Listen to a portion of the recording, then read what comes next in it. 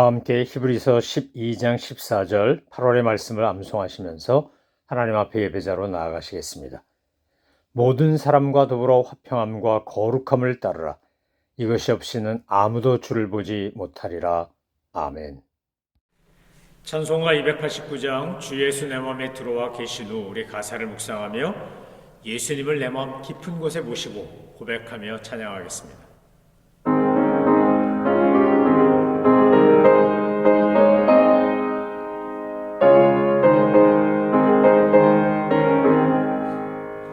주 예수 내 맘에 들어와 계신 후 변하여 새 사람 되고 내가 늘 바라던 참빛을 찾음도 주 예수 내 맘에 오심 주 예수 내 맘에 오심 주 예수 내 맘에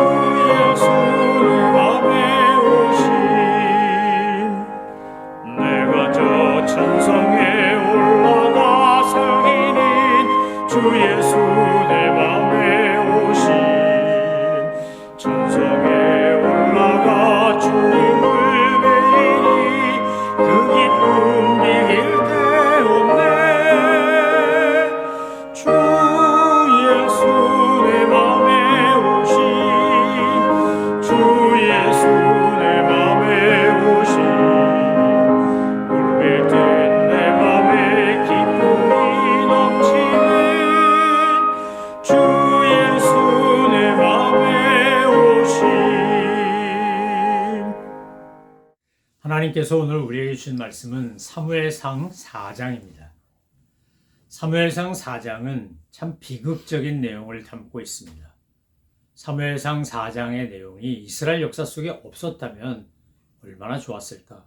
그런데 사무엘상을 기록한 성서 기자가 이 내용을 자세히 묘사한 이유는 우리 안에도 어느 시대 어느 상황에서나 똑같이 사무엘상 4장에 나오는 이 호의의식과 잘못된 믿음으로 인한 비극적 결말을 보여주고 있다는 겁니다. 외형적인 것은, 형식적인 것은 잘 살아있는 것 같은데 내면은 전혀 그렇지 않아서 껍데기뿐인 이런 외형주의에 대하여 신랄하게 비난하고 지적하고 있는 것이 사무엘상 4장의 내용이라고 할 수 있습니다. 이제 사무엘상 4장 1절 후반절부터 뭐라고 나옵니까? 이스라엘이 블레셋들과 싸우는데 블레셋에게 전투에서 패합니다. 죽임을 당한 군사가 4,000명가량이나 되고 백성이 진영으로 돌아오니까 이스라엘 장로들이 여호와께 어찌하여 우리에게 오늘 블레셋 사람에게 패하게 하셨는고? 그러면서 그들의 대안이 뭡니까? 여호와의 언약궤를 실로에서 우리에게 가져오자. 여호와의 언약궤가 오면 그럼 우리가 블레셋과의 전투에서 승리한다. 이렇게 말하는 겁니다. 여러분, 우리가 종종 빠지는 잘못이 뭡니까? 예배드리는 예배당을 성전이라고 부르고 거룩하게 구별합니다. 벽돌로, 시멘트, 콘크리트 이런 걸로 지었습니다. 그것이 성전인 이유는 뭐죠? 그 건물 자체가 위대해서가 아니고 그 건물에서 드려지는 하나님께 드린 참된 예배 때문에 그 건물이 거룩한 겁니다. 똑같은 나무로 만들어도 강대상 성물이라고 하는 이유는 하나님께 예배드리는 물건으로 쓰여지기 때문인 겁니다. 흙이건 돌이건 나무건 철이건 뭐가 됐든 하나님께 드려졌기 때문에 이것이 귀한 거지 그것 자체가 무슨 신통력이 있는 부적 같은 게 아닙니다. 그런데 오늘 본문에 보면 백성이 실로에 사람을 보내요. 만군의 여호와의 언약궤를 거기서 가져옵니다. 엘리의 두 아들 홈니와 비느하스는 하나님의 언약궤와 함께 거기에 있었다고 되어 있습니다. 그리고 전쟁에 나갑니다. 어떻게 되는 겁니까? 언약궤가 오니까 이스라엘 백성들이 막 사기가 충천해가지고 막 큰 소리를 외칩니다. 땅이 울릴 정도로. 그런데 여러분, 사기가 충천해야 되고 땅이 울릴 정도로 막 환호성을 지를 것은 언약궤 때문이 아니고 언약궤를 통하여 말씀하시는 하나님, 언약궤가 상징하는 하나님의 임재 때문이어야 합니다. 블레셋 사람들이 그 외친 소리를 듣고 그들도 똑같이 외형주의에 사로잡혀가지고 야 큰일 났다. 여호와의 언약궤가 왔다. 저 여호와께서 애굽 온 땅 애굽이라는 그 강력한 나라를 다 물리치고 10가지 재앙 홍해 가르고 별별 일 다 우리가 듣지 않았느냐. 그러니까 우린 다 이제 큰일 났다. 그래서 이렇게 말합니다. 우리에게 화로다. 전날엔 이런 일이 없었도다. 우리에게 화로다. 누가 우리를 이 능한 신들의 손에서 건지리요. 그들은 광야에서 여러 가지 재앙으로 애굽인을 친 신들이니라. 자기들이 다 신교문하니까 그렇게 얘기하는 거예요. 여호와 하나님 한 분이신데. 그런데 그 중에 똑똑한 사람들이 있었던 것 같아요. 용감한 사람들이 있었던 것 같아요. 그들이 이렇게 말합니다. 너희 블레셋 사람들아 강하게 되며 대장부가 되라.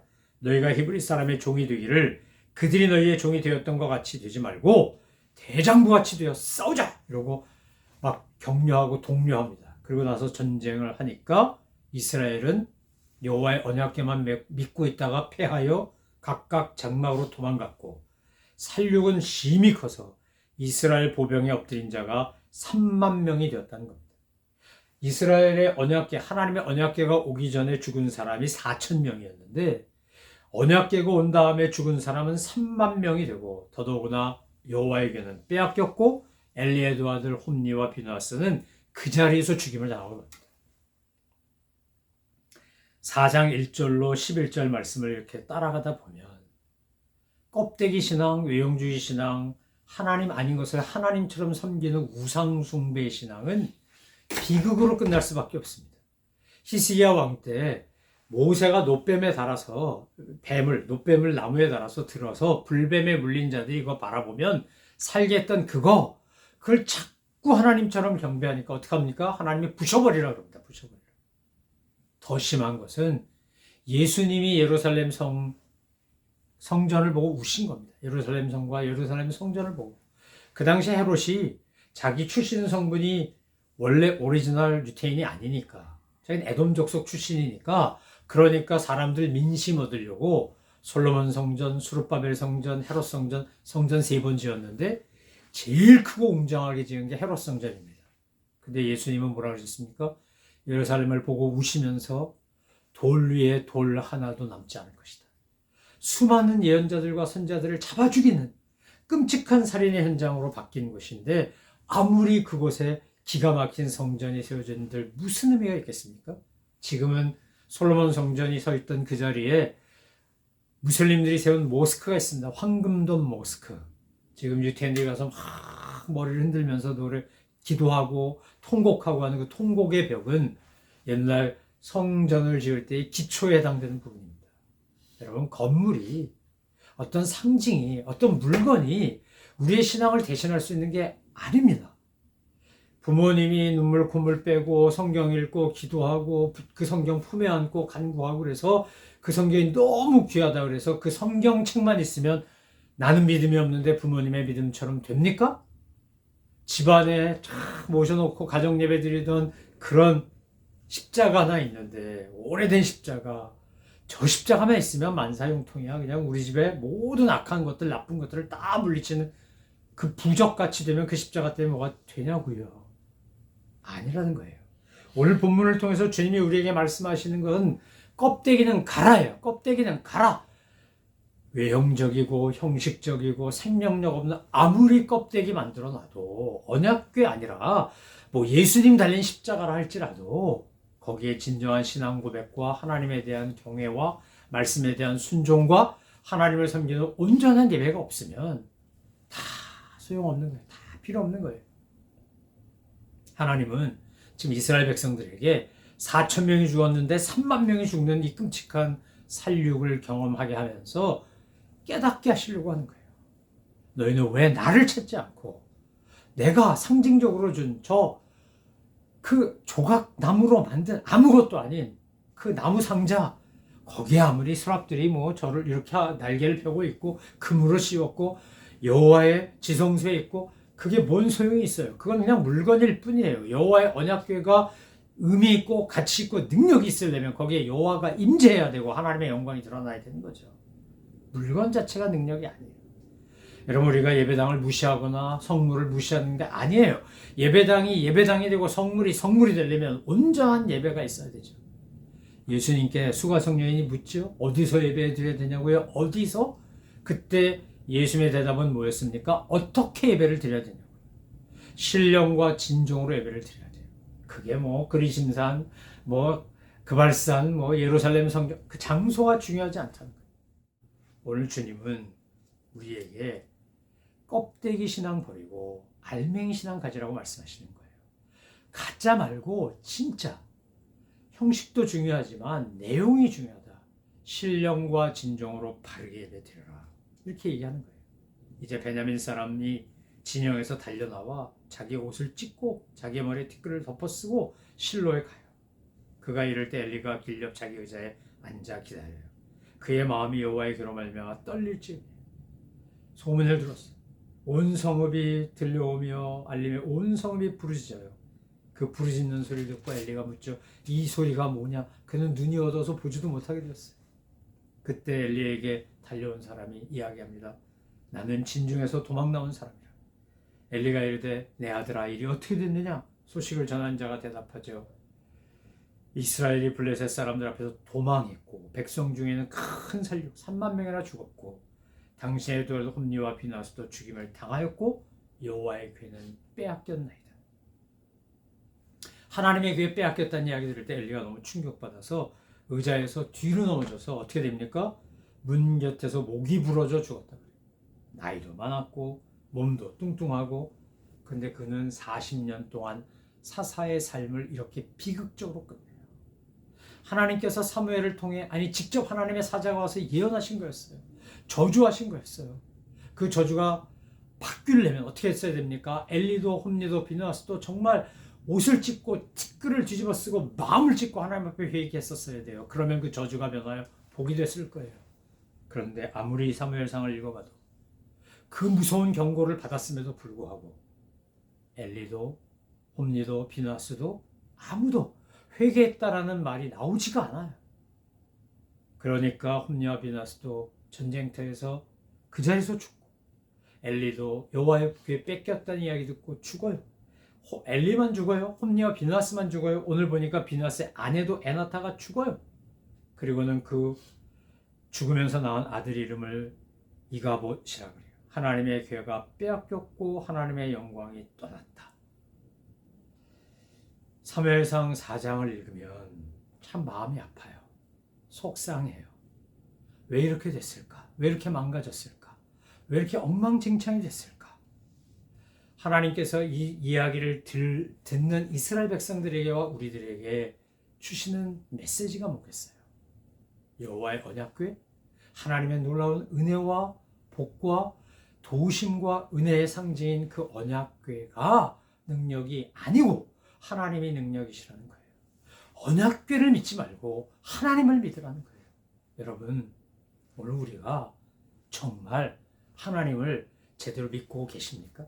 하나님을 정말 신뢰하고 계십니까? 하나님을 정말 의지하고 있습니까? 하나님 아닌 다른 것을, 그것이 예배당이 됐든 선물이 됐든 십자가 됐든 뭐가 됐든, 여러분 하나님 아닌 다른 것을 붙잡고 계시진 않습니까? 오늘 우리의 신앙이 껍데기 신앙이 아니라 알맹이가 있는 진짜 신앙이 되려면 우리의 모든 관심과 초점이 오직 하나님께로 가야 돼요. 오직 예수, 오직 십자가, 오직 복음. 사도 바울이 갈라디아 교회에 보낸 편지에서 유대주의자들과 그토록 열심히 싸운 이유가 뭐예요? 십자가의 복음에 자꾸만 뭐 할례가 어떻고 율법이 어떻고 자꾸 갖다 얹는 거예요. 이건 다 껍데기고 아무것도 아닌데. 여러분, 경건의 모양 중요해요. 그런데 경건의 능력 없는 경건의 모양은 헛것이에요. 아무리 경건한 척해도 그 안에 경건의 능력이 있어야죠. 바꿔 말하면 예수 그리스도를 닮아가고 따라가는 게 있어야죠. 내게서 그리스도의 향기가 풍겨야죠. 내 안에서 빛과 소금이 나와야죠. 여러분, 우리가 애통해야 되는 건 이미 나서, 또는 내가 지금까지 살아오면서 남들은 저만큼 돈 벌었다 그러고 뭐 자녀들은 인류대학 갔다 그러고 뭐 잘 된다 그러고 나는 뭐야, 우리 애들도 별로고 나도 별로네. 여러분, 그런 걸로 애통하게 하지 마세요. 그건 아무것도 아니에요. 하나님께서 쓰시는 도구와 역할은 다 달라요. 간장 종지도 필요하고 간장 항아리도 필요해요. 모든 게 다 똑같지 않아요. 인류대학 가고 좋은 학교 가야만 훌륭한 것도 아니고요. 돈 많이 벌어야지만 최고도 아니에요. 하나님께서 오늘 우리에게 주시는 놀라운 은혜, 내게 맡겨진 사명이면 그거 잘 감당하면 돼요. 도리어 뭘 안타까워해야 됩니까? 우리 안에 껍데기 신앙이 아직도 살아있어서 내가 여전히 껍데기 붙잡고 있는 건 아닌지, 그러다가 엘리처럼 목뼈 부러져 죽어요. 홈리와 비나스처럼 정말 전장에서 죽어. 비나스 아내가 에나타 죽은 것처럼 비극적인 종말을 맞이할 수 있어요. 주여, 우리의 삶에, 우리 가정의 삶에, 우리 교회의 삶에, 내 자녀들의 삶에 이런 비극 말고 하나님이 사무엘에게 주셨던 은혜, 하나님이 다윗에게 주셨던 은혜, 하나님 모세에게 주셨던 은혜, 한나에게 주셨던 은혜, 하나님 그 은혜를 저와 저희 가정에, 우리 교회, 이 나라에 주옵소서. 우리가 그렇게 기도하며 하나님 앞에 본질을 향해 나아가십시다. 비본질, 껍데기, 아무것도 아닌 거, 사소한 거, 여러분 거기에 목숨 걸지 말고 본질에, 십자가에, 복음에, 하나님의 영광에, 하나님의 나라와 의를 위하여 우리가 나아갈 때 너희도 먼저 그의 나라와 그의 의를 구하라. 그리하면 이 모든 것을 너에게 더하시리라 하신 주님의 말씀이 성취되는 것을 경험하며 찬송하는 인생이 될 것입니다. 이 은혜가 저와 여러분의 삶에 넘치기를 주의 이름으로 축원합니다. 기도하겠습니다. 하나님 아버지, 엘리 가정의 비극, 이스라엘 백성들의 비극을 보면서 타산지석을 삼습니다.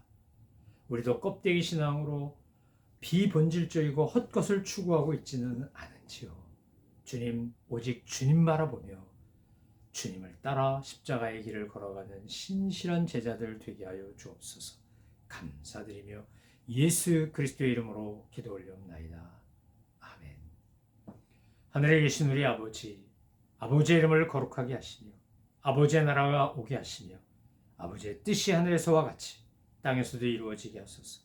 오늘 우리에게 일용할 양식을 주시고 우리가 우리에게 잘못한 사람을 용서해 준 것 같이 우리 죄를 용서하여 주시고 우리를 시험에 빠지지 않게 하시고 악에서 구하소서. 나라와 권능과 영광이 영원히 아버지의 것입니다. 아멘.